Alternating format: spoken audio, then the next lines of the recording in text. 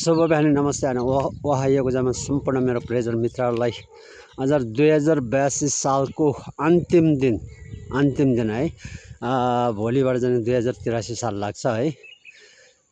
जसो तसो हामीले अब 2082 साल धकेल्दै छौँ है। अब 2083 सालको चाहिँ नि नयाँ वर्षको आगमन हुँदैछ, स्वागत गर्दैछौँ हामीले है।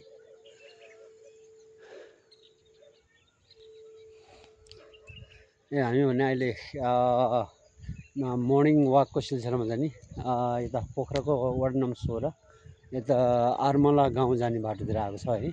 बाटो निकै राम्रो बनाएको छ, राम्रो छ।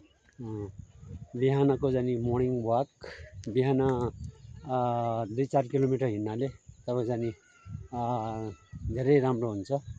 त्यही भएर मर्निङ वाक गर्ने गरौँ।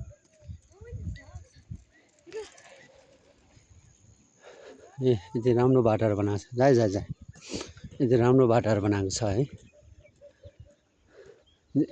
झेली हाले त म धेरै यहाँको तम झेली हाल्यो। यति राम्रो पिचहरू बनाएको छ होइन। ल हजुरहरू जहाँ जसरी हुनुहुन्छ स्वस्थ रहनु होला, मस्त रहनु होला, व्यस्त रहनु होला भन्दै हजुरहरू सबैको दिन शुभ रहोस्। जय देश।